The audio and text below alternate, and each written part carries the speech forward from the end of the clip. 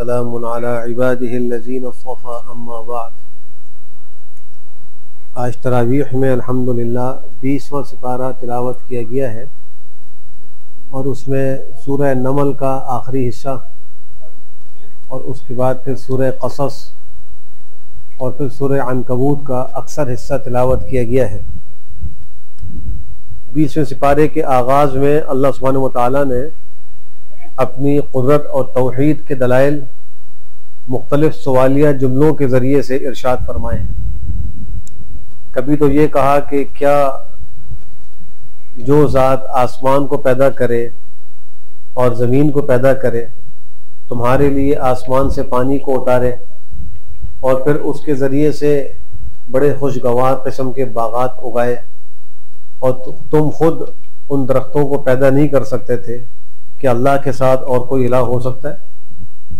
اس انداز سے اللہ نے اپنی توحید کے دلائل پیش کیے۔ پھر اس کے بعد کافروں کا یہ قول ذکر ہوا کہ وہ کہتے تھے کہ جب ہم مٹی ہو جائیں گے اور ہمارے بڑے وہ بھی سب مٹی میں رضا رضا ہو جائیں گے، کہ ہمیں نکالا جائے گا؟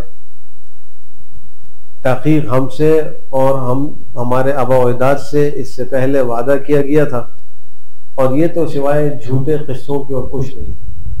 تو مشرکین اور کفار جو آخرت کے منکر تھے ان کا قول یہی تھا۔ تو اللہ نے جواب میں کہا کہ اے نبی ان کو کہہ دے تم زمین میں ذرا چلو پھرو اور دیکھو مجرموں کا انجام کیسا ہوگا، یعنی تم جیسے اور مجرم بھی پہلے گزرے ہیں ان کے انجام پر غور کر کے عبرت حاصل کرو۔ پھر فرمایا کہ یہ جو قرآن ہے یہ بنی اسرائیل پر اکثر وہ باتیں بیان کرتا ہے جس میں وہ اختلاف کیا کرتے تھے، یعنی ان کے اختلاف کا حل قرآن کریم پیش کرتا ہے، لیکن وہ قوم سننے کو تیار ہی نہیں تھی۔ پھر اس صورت میں قیامت کی ایک بہت بڑی علامت جو دابۃ الارض کا زمین سے نکلنا ہے اس کو بیان کیا گیا ہے۔ قیامت کی جو بالکل آخر کی بڑی بڑی علامات ہیں ان میں ایک یہ ہے کہ کوہ صفا پھٹے گا اور اس سے ایک جانور نکلے گا، اور وہ خانہ کعبہ کا طواف کرے گا، اس کے پاس عصائے موسیٰ ہوگا اور انگشتری سلیمان ہوگی، لوگوں سے کلام کرے گا، اور ساری روئے زمین پر وہ چکر لگائے گا، اور مسلمانوں کے ماتھوں پر اسلام کی مہر لگائے گا اور کافروں کی پیشانی پر کفر کی مہر لگائے گا۔ یہ بھی قیامت کے علامات میں اللہ نے اس کو ذکر فرمایا۔ پھر اس کے بعد سورہ قصص ہے، اس کا اکثر مضمون جو ہے وہ حضرت موسیٰ علیہ السلام اور فرعون کے ساتھ جو ان کا قصہ ہے اس کے بیان میں ہے۔ اس صورت میں بنی اسرائیل کے شروع میں کمزور ہونے کا ذکر ہے کہ جب فرعون کے بڑے ان کے اوپر مظالم ہوتے تھے وہ بڑے کمزور تھے، اللہ نے ان کو فرعون کے ظلم سے بچایا اور ان کو اللہ نے مقتدا بنایا اور پیچھے والوں کا وارث بنایا۔ حضرت موسیٰ علیہ السلام جب پیدا ہوئے تو اس زمانے میں فرعون بنی اسرائیل کے بچوں کا قتل عام کیا کرتا تھا، تو اللہ نے حضرت موسیٰ کی والدہ ماجدہ کو یہ القاء کیا کہ تم اس کو دودھ پلاتی رہو، جب تم کو اندیشہ ہو کہ اس کو فرعون کے لوگ آ کر پکڑ کے لے جائیں گے تو اس کو سمندر میں ڈال دینا، اور کوئی خوف نہ کرنا، غم نہ کرنا، ہم اس کو تمہارے پاس واپس لوٹائیں گے اور اس کو ہم جو ہے وہ مرسلین میں سے بنائیں گے، یعنی یہ اللہ کا نبی مرسل ہوگا۔ چنانچہ حضرت موسیٰ کی والدہ نے جب خوف محسوس کیا تو ان کو ایک صندوق میں لپیٹ کر وہ ڈال دیا سمندر میں۔ آل فرعون نے ان کو نکال لیا، اور پھر فرعون کی جو اہلیہ محترمہ تھی حضرت بی بی آسیہ، انہوں نے کہا کہ یہ بچہ جو ہے میری اور تمہاری آنکھوں کی ٹھنڈک ہوگا، اس کو قتل نہ کرو، شاید یہ ہمیں نفع دے دے یا ہم اس کو اپنی اولاد ہی بنا لیں۔ ان کو اس بات کا شعور نہیں تھا کہ یہی بچہ بڑے ہو کر فرعون کی حکومت کے خاتمے کا سبب بنے گا اور فرعون کی تباہی کا سبب بنے گا۔ اللہ یہ بھی فرماتے ہیں کہ جب حضرت موسیٰ کی والدہ نے ان کو سمندر میں ڈال دیا تو ان کا دل بڑا پریشان تھا۔ اگر اللہ ان کے دل کو قابو میں نہ رکھتا تو وہ اس راز کو راز نہ رکھ سکتی تھی اور وہ ان کی زبان سے نکل جاتا، لیکن اللہ نے ان کو یہ ہمت و طاقت دی کہ انہوں نے اس غم کو برداشت کیا۔ پھر حضرت موسیٰ علیہ السلام پر اللہ نے دودھ پلانے والی جو عورتیں تھیں ان کا دودھ حرام کر دیا۔ فرعون کے پاس جب پہنچے تو یہ بچے تھے، اب ان کو بھوک لگی، رونا شروع ہوئے، تو اس نے مرضعات کو بلانا شروع کیا جو دودھ پلائیں ان کو. کسی کا دودھ قبول ہی نہیں کرتے تھے. یہ اللہ کی طرف سے ایک تکوینی نظام ہوا. ان کی جو ہمشیرہ تھیں انہوں نے کہا کہ میں ایک گھرانے کو جانتی ہوں، اگر تم کہو تو میں ان کو طلع کروں، وہاں سے خاتون آ کر دودھ پلائیں گی، شاید دودھ پی لے. چنانچہ وہ اپنی والدہ کو لے کر آئیں. حضرت موسیٰ نے اپنی والدہ کا دودھ قبول کر لیا، اور اس طرح اللہ نے وعدہ پورا کر دکھایا کہ ہم اس بچے کو تمہیں واپس لوٹائیں گے. تو اللہ نے وہ ماں کو واپس لوٹایا. پھر جب وہ بڑے ہو گئے اور وہ مضبوط ہو گئے تو اللہ فرماتے ہیں ہم نے ان کو نبوت عطا فرمائی اور ان کو علم دیا. ایک دفعہ وہ شہر میں داخل ہوئے جس وقت کے لوگ آرام کر رہے تھے، تو دیکھا کہ دو لوگ ہیں وہ آپس میں لڑ رہے ہیں. ایک جو ہے وہ اسرائیلی ہے اور ایک قبطی ہے. تو جو اسرائیلی تھا اس نے حضرت موسیٰ علیہ السلام سے فریاد رسی کی، ذرا میری مدد کرو، مجھے بچاؤ. تو حضرت موسیٰ نے اس کی مدد کے دوران اس قبطی کو ایک گھونسا مارا تو اس کا انتقال ہو گیا، وہ مر گیا. فوکزہ موسیٰ فقضى علیہ. جب یہ بات جو ہے وہ انہوں نے دیکھی تو فوراً کہا کہ یہ تو شیطان کے عمل میں سے، شیطان کے کاموں میں سے، بے شک وہ دشمن ہے، گمراہ کرنے والا ہے بڑا کھلم کھلا.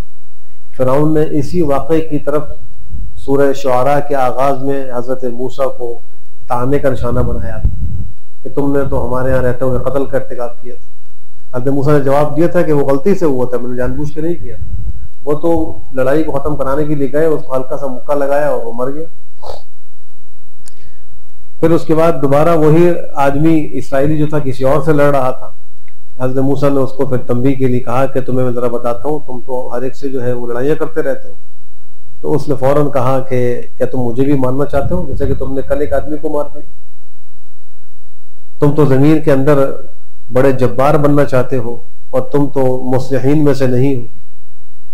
حضرت موسیٰ کے پاس ایک شخص بھاگتا ہوا آیا اور اس نے آ کر کہا کہ یہ جو سرداران فرعون ہیں یہ تمہارے بارے میں قتل کا مشورہ کر رہے ہیں، اگر تم مجھے خیر خواہ سمجھتے ہو یہاں سے نکل جاؤ. تو فرعون اور ان کے وزیروں کا مشورہ ہوتا ہے کہ موسیٰ کو قتل کر دو تاکہ یہ قصہ ختم ہو جائے. تو ایک شخص نے آ کر ان کو باخبر کر دیا، بڑا خیر خواہ تھا. علماء نے لکھا ہے کہ ایک آدمی کو ایک خلیفہ نے بلوایا اور ظاہر یہ کہ میں اس کو انعام و اکرام دینا چاہتا ہوں، اور خفیہ اپنے جلاد کو پیغام بھیجا کہ جب یہ شخص یہاں سے باہر نکلے تو اس کی گردن مار دینا. تو اس شخص کا ایک مخلص وہاں دربار میں موجود تھا. اس نے اس کو آ کر صرف اتنا کہا، ایک پرچی بھیجی کہ قال یا موسیٰ، آیت کا یہ حصہ اس نے لکھ کے دے دی. وہ سمجھدار آدمی تھا، اس نے اس پرچی کو دیکھا. عام آدمی سمجھ نہیں سکتا تھا، لیکن وہ سمجھ گئے کہ یہ کہنا اشارہ ہے کہ ان الملأ یأتمرون بک لیقتلوک. وہ جو شخص دوڑتا ہوا حضرت موسیٰ کے پاس آیا تھا اس نے آ کر یہ کہا تھا کہ سرداران اور یہ جو بڑے لوگ ہیں تمہیں قتل کرنا چاہتے ہیں. تو اس شخص نے بھی ان کو پرچی میں اسی آیت کی طرف اشارہ کیا کہ یہ جو بادشاہ ہے تمہیں مارنا چاہتا ہے، تو جس طرح ہوشیاری سے آئے ہو ایسی ہوشیاری سے نکل جانا. تو یہ واپس لوٹ گیا بادشاہ کے پاس اور جا کر کہا کہ آپ نے مجھے بڑا انعام و اکرام دیا ہے، لیکن آپ کی سخاوت کامل جب ہوگی، جب آپ مجھے اجازت دیں میں اپنے قبیلے کے اور لوگوں کو بھی لے کر آؤں اور ان سب کو آپ انعام دیں تو یہ آپ کی سخاوت بڑی کامل ہوگی. تو بادشاہ لالچ میں آ گیا، اس نے دوبارہ پیغام بھیجا جلاد کو کہ اس کو جانے دو، یہ اور لوگوں کو لے کر آ رہا ہے، پھر اس کا قصہ تمام کرے. وہاں سے نکلا اور چپ چاپ غائب ہو گیا. اس نے کہا جان چھوٹی اس ظالم سے. تو لوگ جو ہے وہ قرآن کریم پر اتنا عبور رکھتے ہیں کہ اس آدمی نے اپنا مقصد بھی ایک پرچی پہ لکھ کے بتا دیا اور ان صاحب نے اس کو سمجھ بھی لیا. اگر ہمارے سامنے کوئی یہ لکھ کے بھیجے قال یا موسیٰ تو ہم حیران ہو جائیں گے کیا مطلب ہے اس میں. ایک عام آدمی کی کیفیت یہ ہوگی. تو قرآن سے جب تک تعلق مضبوط نہ ہو اس وقت تک انسان کا بچنا مشکل ہے. اس سے تعلق مضبوط کرنا ہوگا، صحیح پڑھنا ہوگا، سمجھنا ہوگا اور اس کے احکام پہ عمل کرنا ہوگا. بہرحال حضرت موسیٰ وہاں سے نکلے ڈرتے ہوئے اور اللہ سے دعا کی اللہ مجھے ظالموں سے بچا لے. مدین کی طرف متوجہ ہوئے، مدین چلے گئے. جب وہاں پہنچے تو ایک کنواں تھا، لوگ وہاں سے پانی نکال رہے تھے. دو لڑکیوں کو دیکھا کہ پیچھے کھڑی ہوئی ہیں، اپنی بکریوں کو روکا ہوا ہے اور ان کو پانی نہیں پلا رہی. تو انہوں نے جا کر پوچھا ان سے کہ تمہارا کیا قصہ ہے، تم جو ہے وہ ان کو پانی کیوں نہیں پلاتی اپنی بکریوں کو؟ تو انہوں نے کہا کہ جب تک یہ چرواہے پلا کے فارغ نہ ہو جائیں ہم اس وقت تک ان کو پانی نہیں پلائیں گے تاکہ مردوں کے ساتھ ہمارا اختلاط نہ ہو. ہم عورت ذات ہیں، یہ سارے مرد ہیں. یعنی پردے کے احکام شریعت موسویہ کے اندر بھی ہیں، اور اس شریعت کی اور اس امت کی جو مسلمان خواتین تھیں پردے کا بڑا خیال کرتی تھی. تو اب انہوں نے بکریوں کو پانی پلانا تھا، ان کے والد ماجد بوڑھے تھے، تو وہ مردوں کے اختلاط سے بچنے کے لیے پیچھے ہٹی نہیں. جب تک لوگ فارغ نہیں ہوئے انہوں نے اپنی بکریوں کو دودھ نہیں پلایا، اور کہا کہ ہمارے والد صاحب بہت بوڑھے ہیں تو وہ تو پانی نہیں پلا سکتے. حضرت موسیٰ نے ان کے لیے ڈول کھینچا اور ان کی بکریوں کو پانی پلا دیا. وہ بچیاں گئیں جا کر اپنے ابا جان کو یہ قصہ سنایا. وہ جانتی نہیں تھی کہ یہ حضرت موسیٰ ہے، یہ بچیاں حضرت شعیب کی تھی. تو پھر کچھ دیر حضرت موسیٰ وہیں انتظار کر رہے تھے درخت کے نیچے. ان میں سے ایک لڑکی آئی اور آ کر اس نے بڑی حیا کے ساتھ چلتے ہوئے ان کو آ کر کہا کہ میرے ابا جان آپ کو بلا رہے ہیں تاکہ آپ نے جو ہماری یہ خدمت کی ہے اس کی اجرت آپ کو دے دیں. جب وہ ان کے پاس آئے انہوں نے پورا قصہ سنایا کہ میں جو ہوں وہ ایسے ایسے مصر سے بھاگا اور وہاں کے لوگ میرے دشمن ہو گئے اور یہاں یہ قصہ پیش آیا ہے. تو انہوں نے کہا کہ تم کوئی خوف مت کرو، تم انشاءاللہ ظالموں سے بچ جاؤ گے. تم بچ گئے، بس تم وہاں سے نکل آئے. پھر ان بچیوں میں سے ایک نے کہا کہ ابا جان ان کو اپنے پاس مزدور رکھ لیں، بے شک یہ بڑے اچھے جو ہیں وہ مزدور ہوں گے، طاقتور اور امانت دار. یہ دو باتیں کیسے اس لڑکی نے پہچانی؟ اس لیے کہ جس ڈول سے انہیں پانی کھینچا تھا کئی لوگ مل کر اس ڈول کو کھینچا کرتے تھے. حضرت موسیٰ نے اکیلے اس کو کھینچ لیا تو وہ سمجھ گئی کہ یہ بڑے قوی آدمی، اور ان کی امانت کو ایسے سمجھی کہ جب وہ خاتون ان کو لے کر جا رہی تھی اپنے ابا سے ملاقات کرانے کی تو وہ آگے چل رہی تھی اور یہ پیچھے تھے حضرت موسیٰ. تو ہوا سے ان کی چادر اڑ رہی تھی. حضرت موسیٰ نے کہا کہ تم میرے پیچھے چلو اور مجھے پیچھے سے بتلاؤ کہاں کہاں جانا ہے. تو خاتون پیچھے چلی اور یہ آگے چلے اور پیچھے سے ان کو بتاتی تھی کہ اب یہاں موڑے اب یہاں موڑے، اور ایسے ان کو اپنے گھر لے گئی. تو اس سے انہوں نے نام لگایا کہ بڑے امین بھی امانت دار بھی ہیں. تو ان کے والد صاحب نے کہا کہ میں چاہتا ہوں کہ اپنی دو بیٹیوں میں سے ایک کے ساتھ تمہاری شادی کرا دوں، اس شرط پر کہ تم 8 سال تک ہماری مزدوری کرو. اگر تم نے 10 سال پورے کر دیے تو تمہاری طرف سے ایک احسان ہوگا، اور میں تم پہ مشقت ڈالنا نہیں چاہتا، تم مجھے جو ہے وہ صالحین میں سے پاؤ. موسیٰ نے کہا کہ ٹھیک ہے، میرے آپ کے درمیان میں معاہدہ طے ہو گیا، ان میں سے جو بھی مدت میں پوری کروں گا مجھ پر کوئی زور زبردستی نہیں ہوگی، چاہے 8 سال پوری کروں چاہے 10 سال پوری کروں، اور اس کے بعد میں آزاد ہوں گا. چنانچہ انہوں نے ان کا نکاح کر دیا. ان کی شریعت میں اس طرح خدمت کو بطور مہر کے مقرر کرنا جائز تھا. ہماری شریعت میں اس طرح خدمت کو مہر نہیں بنایا جا سکتا، بلکہ مہر مال بنے گا، وہ روپیہ پیسہ ایک قیمتی چیز بنے گی. اس طرح کی خدمتیں جو ہے یہ مہر کے قائم مقام نہیں ہو سکتی. جب حضرت موسیٰ نے مدت پوری کر لی تو اپنی اہلیہ کو لے کر چلے.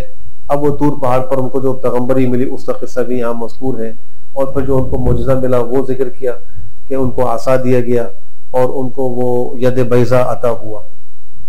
حضرت موسیٰ نے اللہ سے سفارش کی کہ مجھ سے فرعونیوں کا ایک شخص قتل ہوا ہے، مجھے ڈر ہے کہ وہ مجھے مار نہ ڈالیں، اور میرا بھائی ہارون جو ہے وہ مجھ سے زیادہ فصیح ہے، آپ اس کو میرا پشت پناہ بنا کر میرے ساتھ بھیج دیں، تو مجھے یہ اندیشہ ہے کہ وہ لوگ مجھے جھٹلا دیں گے. تو اللہ نے ان کی اس درخواست کو قبول کر لیا اور ان کے بھائی ہارون کو بھی ان کا پشت پناہ بنایا اور نبی بنا کر ان کے ساتھ کر دیا. جب حضرت موسیٰ وہاں پہنچے اور اپنے معجزات دکھائے تو انہوں نے کہا کہ یہ تو ایک کھلا کھلا جادو ہے اور تم تو جادوگر ہو. اور پھر فرعون نے اپنے سرداروں کو کہا کہ میں تو تمہارے لیے اپنے سوا کسی معبود کو جانتا ہی نہیں، یعنی میں ہی تمہارا معبود ہوں اور میرے علاوہ تمہارا کوئی معبود نہیں. اور پھر حامان جو اس کا وزیر تھا اس سے کہا کہ تم میرے لیے جو ہے وہ ایک سیڑھی بناؤ، ایک بلند عمارت بناؤ، میں اس پہ چڑھ کر موسیٰ کے رب سے کو جا کے ذرا دیکھوں، اس سے ملاقات کروں کہ وہ کون ہے اور کیا چاہتا ہے. میں تو اس موسیٰ کو جھوٹا خیال کرتا ہوں. بڑا سرکش اور ظالم تھا، تو اس طرح اس نے ہتھ کنڈے استعمال کیے تاکہ کسی طریقے سے حق کی دعوت رک جائے. لیکن اللہ نے اس کے لشکر کو پکڑا اور ان کو سمندر میں غرق کر دیا. اللہ فرماتے ہیں دیکھو کیسا ہوا ظالموں کا انجام. پھر اس کے بعد مزید اسی قصے کو آگے اللہ نے ذکر فرمایا ہے، اور حضرت موسیٰ جو مختلف جانبوں سے اللہ کی ملاقات کے لیے حاضر ہوتے تھے اور اللہ سے ہم کلامی ان کو حاصل ہوتی تھی، اس کا تذکرہ بھی ہے. اور ساتھ ساتھ فرعونیوں کی طرف سے جو بیجا ایک مطالبہ تھا کہ جب تک ہمیں موسیٰ کے مثل نہیں دیا جائے گا اس وقت تک ہم تمہاری بات نہیں مانیں گے، یعنی ہمیں بھی وحی کی جائے، ہمیں بھی اللہ ہم سے بھی ہم کلام ہو تو پھر جا کے ہم تمہیں نبی مانیں گے، ورنہ نہیں مانیں گے۔ پھر اس صورت میں اس بات کا بھی ذکر ہے کہ اللہ کے نبی صلی اللہ علیہ وسلم کو اللہ نے فرمایا کہ آپ جس کو چاہیں اس کو ہدایت نہیں کر سکتے، لیکن اللہ جس کو چاہے ہدایت کرتا ہے۔ آپ علیہ السلام نے بڑی کوشش کی اپنے چچا ابو طالب کے بارے میں کہ میں ان کو کسی طرح دعوت دے کر مسلمان بنا دوں، لیکن وہ اسلام لے کر نہیں آئے، یہاں تک کہ جب وہ اپنی حیات کے آخری لمحات میں تھے تو آپ علیہ السلام نے ان سے جا کر کہا کہ چچا جان آپ میرے کان میں کلمہ پڑھ لیجئے تاکہ کل میں اللہ کے سامنے اس بات کی گواہی دوں کہ آپ اسلام پر مرے ہیں۔ تو اس وقت ابو طالب نے کہا کہ اخترت النار علی العار، میں جہنم کی آگ کو اختیار کرتا ہوں عار پر، یعنی کل کو لوگ یہ تانا دیں گے کہ ابو طالب موت کے خوف سے اپنے بھتیجے کے دین پر ایمان لے آیا، اس لیے میں جو ہوں اس عار کو برداشت نہیں کر سکتا، میں نار اور آگ کو برداشت کر لوں گا، چنانچہ اسلام لے کر نہیں آئے علیہ باللہ۔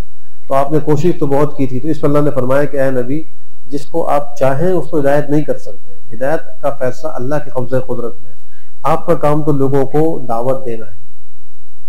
بہت سے لوگ اپنی اولاد کی طرف سے یا اپنے ماتحتوں کی طرف سے بڑے پریشان ہوتے ہیں، بہت کوشش کرتے ہیں لیکن وہ ان کی بات نہیں مانتی تو بڑے مایوس ہوتے ہیں۔ ان کو بھی یہ بات سمجھ لینی چاہیے کہ انسان کے ذمے دوسرے کو اچھی بات کا حکم کرنا ہے، اس کی تلقین کرنا ہے، اس کے ذمے یہ نہیں ہے کہ اس کو منوا لے، نہ اس کو یہ اختیار ہے، اور اس پر اللہ سے دعائیں کرے۔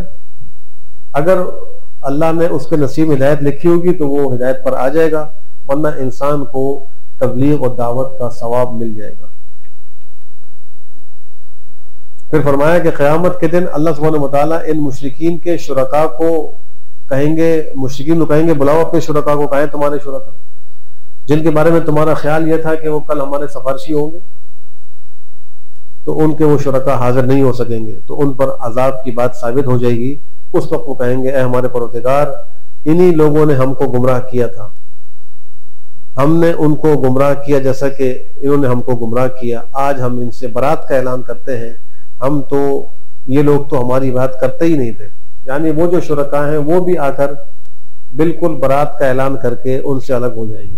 تو جن لوگوں پر تکیہ اور بھروسہ کر کے اس دنیا میں کفر و شرک پر یہ قائم ہے، کل وہی لوگ ان سے برات کا اعلان کر کے علیحدہ ہو جائیں گے، ان کے ہاتھ کچھ نہیں آئے گا۔ تو اللہ نے اپنی قدرت کی ایک دلیل یوں ذکر فرمائی کہ ذرا یہ تو بتلاؤ کہ اگر اللہ تم پر رات کو طویل کر دے قیامت کے دن تک تو اللہ کے سوا کون معبود ہے جو تمہارے پاس روشنی لے آئے؟ یہی رات ہے طویل ہو جائے، سورج جو ہے وہ نہ نکلے، تو کس کی طاقت ہے اللہ کے سوا کہ جو اس سورج کو نکال دے؟ جواب یہی ہے کہ اللہ کے سوا کوئی اس کی طاقت نہیں رکھتا۔ اور قیامت کے قریب جو ایک علامت بڑی ظاہر ہوگی کہ سورج بجائے مشرق کے مغرب سے طلوع ہوگا، تو وہ رات بھی بڑی طویل ہوگی۔ اس رات کے بعد یہ صبح کو قصہ پیش آئے گا کہ سورج جو ہے وہ مغرب سے نکلے گا، لوگ رات کو بار بار اٹھیں گے، وقت دیکھیں گے کہ اب تک رات ختم نہیں ہوئی، پھر سو جائیں گے، پھر اٹھیں گے، پھر دیکھیں گے رات ختم نہیں، تو وہ رات بڑی طویل ہوگی۔ تو اگر اللہ کسی رات کو طویل کر دے تو کسی کے اندر طاقت نہیں ہے اللہ کے سوا کہ وہ سورج کو نکال کر اس رات کو ختم کر دے۔ پھر کہا کہ اگر اللہ تم پر دن کو طویل کر دے قیامت تک تو اللہ کے سوا کوئی معبود ایسا ہے جو رات کو تمہارے اوپر لے آئے جس پہ تم سکون حاصل کرو؟ تو اس کا جواب بھی یہی ہے کہ اللہ کے سوا کوئی نہیں ہے جو رات کو طاری کر کر انسان کو سکون پہنچائے۔ پھر اس صورت میں قارون کا بھی ذکر ہے، حضرت موسیٰ کی قوم سے یہ تعلق رکھتا تھا اور بڑا سرکش ہو گیا تھا۔ اللہ نے اس کو خزانے بہت دیے تھے، اتنے خزانے دیے تھے کہ اس کے خزانوں کی جو کنجی تھی وہ اونٹوں کی ایک جماعت کے اوپر لاد کے لائی جاتی تھی، تو خزانہ کتنا ہوگا؟ اس کو اس پہ بڑا گھمنڈ تھا۔ حضرت موسیٰ نے بہت اس کو دعوت دی، سمجھایا، لیکن وہ باز نہیں آیا۔ اس کو قوم کے لوگوں نے بھی کہا کہ تم مت اتراؤ، تم غرور مت کرو، اللہ کو غرور کرنے والے پسند نہیں، اور تم ان کی دعوت کو قبول کر لو، اللہ نے جیسے تم پر احسان کیا تم بھی احسان کرو اور حق کو قبول کرو، اور زمین میں فساد مت تلاش کرو، اللہ فساد کرنے والوں کو پسند نہیں کرتا۔ جواب میں اس نے کہا کہ مجھے تو یہ جو کچھ مال دولت ملا ہے یہ تو میرے علم کی بنیاد پر ملا ہے، یہ تو میرا کمال ہے، میں نے اپنے قوت بازو سے اس کو حاصل کیا۔ اللہ فرما رہے ہیں کیا اس کو معلوم نہیں ہے کہ اللہ نے اس سے پہلے بہت سے لوگوں کو ہلاک کر دیا جو اس سے زیادہ طاقتور تھے، اس سے بڑی جماعت رکھتے تھے، اور ان کے گناہوں کے بارے میں مجرموں سے کوئی سوال نہیں ہو۔ پھر یہ قارون جو ہے یہ اپنی قوم کے سامنے بڑی زینت کے ساتھ نکلا، اپنے لاؤ لشکر کے ساتھ، اور بڑے تم تراک سے نکلا۔ تو جو لوگ دنیا پرست تھے انہوں نے کہا کہ کاش ہمیں بھی قارون کے مثل خزانہ دیا جاتا، اس کو تو بڑا حصہ دیا گیا ہے۔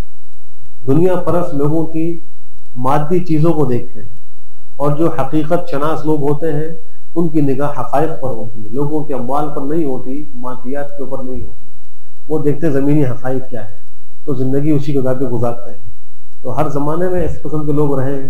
تو قارون کے زمانے میں جو دنیا پرست تھے انہوں نے کہا کہ کاش ہمیں بھی ایسے ہی مال مل جائے، لیکن اس زمانے کے جو اہل علم تھے انہوں نے کہا کہ تمہارا ناس ہو، اللہ کا جو ثواب ہے وہ بہتر ہے ان کے لیے جو ایمان لائے اور نیک عمل کرے، اور یہ صابرین ہی کو ملتا ہے۔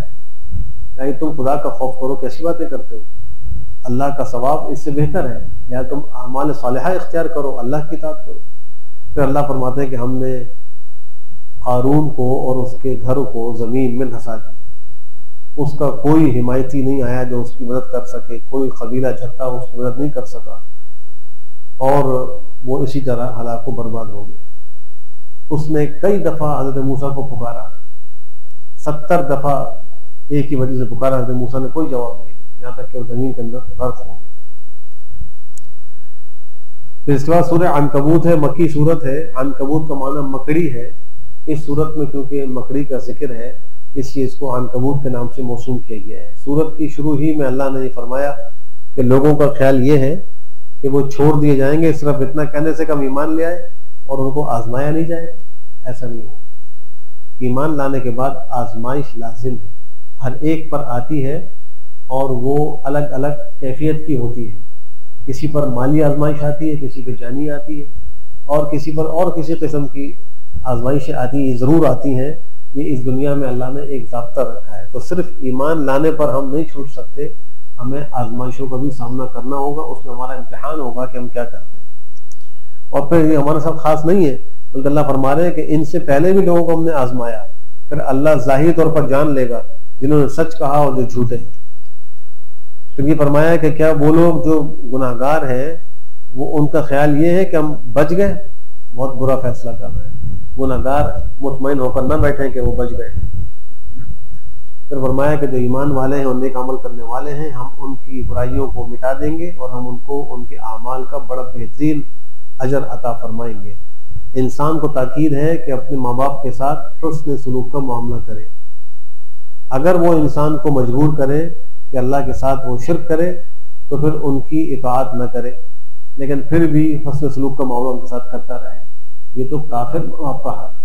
مسلمان ماں باپ کو کتنا بڑا مقام ہوگا کہ ان کی کتنی اطاعت کرنی چاہیے، کتنا ان کے ساتھ ادب کا معاملہ کرنا چاہیے۔ پھر فرمایا کہ جو ایمان لائے نیک عمل کے ہم ان کو صالحین میں داخل کریں گے۔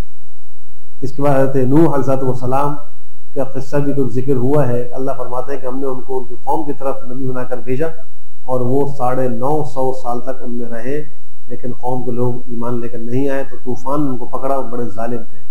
حضرت نوح کو اور ان کے ساتھ جو کشتی میں سوار ہوئے ان کو اللہ نے بچایا، اور اللہ نے قوم نوح کو سارے جہاں والوں کی نشانی بنایا۔ پھر اس کے بعد پیغمبر کو خطاب ہے کہ آپ زمین کے اندر لوگوں کو کہیں کہ زمین پر ذرا چلو پھرو اور دیکھو کیسے اللہ نے پہلی بار پیدا کیا، پھر دوبارہ پیدا کرے گا۔ بے شک اللہ چیز پر قادر ہے، جس کو چاہتا ہے عذاب دیتا ہے، جس پر چاہتا ہے رحم کرتا ہے۔ تم اللہ ہی کی طرف لوٹائے جاؤ گے۔ اور وہ لوگ جنہوں نے کفر کیا اللہ کی آیات کے ساتھ، اللہ کی ملاقات کا انکار کیا، یہی وہ لوگ ہیں جو اللہ فرماتے ہیں میری رحمت سے مایوس ہوتے ہیں، اور ان کے لیے دردناک عذاب۔ حضرت نوح علیہ السلام کی قوم نے ان کو بس یہی جواب دیا تھا کہ بھائی اس کو یا تو قتل کر دو، یا اس کو جلا دو، اور یا اس کو مار دو، لیکن اطاعت ان کی نہیں کی، ان کی بات نہیں مانی۔ ہر زمانے میں انبیاء کے مخالفین ایسے ہی معاملہ نبیوں کے ساتھ رکھتے رہے ہیں کہ وہ ان کی دعوت کو قبول کرنے کے بجائے ان کی دشمنی پر آمادہ ہو کر ان کو نقصان پہنچانے کی کوشش کرتے تھے۔ حضرت ابراہیم علیہ السلام کا قصہ مذکور ہے، اور حضرت لوط علیہ السلام کے ایمان لانے کا بھی قصہ مذکور ہے۔ حضرت ابراہیم کے دین پر حضرت لوط ایمان لے کر آئے تھے، بعد میں اللہ نے ان کو نبی بنایا، اور یہ حضرت ابراہیم کے علاقے کے قریب ایک اور علاقہ تھا، وہاں کے نبی تھے۔ حضرت ابراہیم کو اللہ نے اسحاق و یعقوب بیٹا اور پھر اس کے بعد پوتا عطا فرمایا، اور ان دونوں کو بھی اللہ نے نبی بنایا۔ قوم لوط کا تذکرہ ہے، حضرت لوط علیہ السلام نے ان کو نصیحت کی تھی کہ تم جس بے حیائی کا ارتکاب کرتے ہو اس سے باز آ جاؤ اور تم ایسا نہ کرو، تو ان کی قوم نے جواب یہ دیا کہ جو اللہ کا عذاب ہے ہمارے پر لے آؤ اگر تم سچے ہو۔ حضرت ابراہیم کے پاس اللہ کے فرشتے بشارت لے کر آئے، انہوں نے کہا کہ ہم اس قوم لوط کی بستی کو ہلاک کرنے والے ہیں، اس کے رہنے والے بڑے ظالم ہیں۔ حضرت ابراہیم فوراً بولے کہ وہاں تو لوط بھی موجود ہے، حضرت لوط ان کے بھتیجے ہیں۔ تو فرشتوں نے کہا کہ ہم کو معلوم ہے کون کون وہاں رہتا ہے، ہم لوط کو بچائیں گے اور اس کے گھر والوں کو بچائیں گے، مگر اس کی بیوی نہیں بچے گی، وہ پیچھے رہنے والوں میں سے ہو جائے گی۔ جب وہ فرشتے لوط کے پاس پہنچے تو ان کا دل بڑا تنگ ہوا، چونکہ ان کی قوم بد عمل تھی اور بد فعلی کیا کرتی تھی، ہم جنس پرست تھی۔ تو جب بہت زیادہ تنگ دل ہوئے تو فرشتوں نے کہا کہ آپ ڈرے نہیں، غم نہ کریں، ہم آپ کو آپ کے اہل خانہ کو بچائیں گے، سوائے آپ کی بیوی کے وہ نہیں بچے گی، اور ہم اس بستی پر اللہ کا عذاب نازل کرنے والے ہیں ان کے فسق و فجور کی وجہ سے۔ فسق و فجور اللہ کے عذاب کو دعوت دیتا ہے۔ پھر مدین جناب حضرت شعیب کے بھیجانے کا ذکر ہے، ان کی دعوت کا ذکر ہے، اور پھر ان کی قوم نے جو ان کو جھٹلایا اور پھر جو ان کا عذاب آیا اس کا ذکر ہے، اور پھر اللہ نے مختلف اقوام پر جو مختلف عذاب نازل کیے ان کا ذکر ہے۔ اللہ فرماتے ہیں ہم نے ان میں سے ہر ایک کو ان کے گناہوں کی پاداش میں پکڑا، بعض ایسے تھے کہ ہم نے ان پر پتھر اور کنکر کی بارش کی، بعضوں کو چیخنے پکڑا، بعضوں کو ہم نے زمین میں دھسایا، بعضوں کو ہم نے غرق کیا۔ یہ مختلف قسم کے عذاب پھر ان اقوام کے اوپر آئے ہیں۔ پھر آگے اللہ فرماتے ہیں کہ اللہ نے ان پر کوئی ظلم نہیں کیا تھا، یہ جو کچھ عذاب ہے اللہ نے کوئی ظلم نہیں کیا، یہ لوگ اپنی جانوں پہ خود ظلم کیا کرتے تھے۔ اور پھر سپارے کے آخر میں فرمایا کہ وہ لوگ جو اللہ کے سوا اوروں کو دوست بناتے ہیں ان کی مثال مکڑی کی مثال کی طرح ہے۔ مکڑی نے گھر بنایا اور گھروں میں سب سے کمزور گھر یہ جالا وہ مکڑی کا ہوتا ہے، اگر یہ علم رکھتے ہیں تو جیسے مکڑی کا وہ جالا کمزور ہوتا ہے ایسے ہی اللہ کے سوا اوروں کو جو دوست یہ لوگ بنا رہے ہیں ان کی دوستی بڑی کمزور ہے، ان کو فائدہ نہیں دے گی۔ اللہ جانتا ہے جو یہ پکارتے ہیں اللہ کو چھوڑ کر، جن چیزوں کو یہ پکارتے ہیں، اللہ عزیز و حکیم ہے۔ اللہ نے آسمانوں کو پیدا کیا، زمین کو پیدا کیا حق کے ساتھ، بے شک اس میں اہل ایمان کے لیے بڑی نشانی ہے۔ اللہ ہمیں ان سے فائدہ اٹھانے کی توفیق نصیب فرمائے۔ الحمدللہ رب العالمین والعاقبۃ للمتقین والصلاة والسلام علی خیر خلقہ محمد وعلی آلہ وصحبہ اجمعین۔ اللہم ارنا الحق حقا وارزقنا اتباعہ وارنا الباطل باطلا وارزقنا اجتنابہ۔ اے اللہ ہمارے صغائر و کبائر کو معاف فرما، اے اللہ ہماری بخشش و مغفرت کا فیصلہ فرما، اے اللہ پوری امت مسلمہ کی بخشش کا فیصلہ فرما، اے اللہ رمضان کے جو بقیہ ایام ہیں ان کی قدردانی کی توفیق نصیب فرما، اے اللہ عبادات کی طاعات کی توفیق نصیب فرما، گناہوں سے بچنے کی توفیق نصیب فرما، اے اللہ ہم سب کو تقوی نصیب فرما، طہارت نصیب فرما، ہمارے بیماروں کو شفا صحت عافیت نصیب فرما، ہمارے صحت مندوں کی صحتوں کی حفاظت فرما، اے اللہ ہمارے مرحومین کی کامل مغفرت فرما، ہم سب کو مرنے سے پہلے آخرت کی خوب تیاری کی توفیق نصیب فرما۔ ربنا تقبل منا انك انت السميع العليم وتب علينا انك انت التواب الرحيم وصلى الله تعالى على خير خلقه محمد وعلى اله وصحبه اجمعين برحمتك يا ارحم الراحمين۔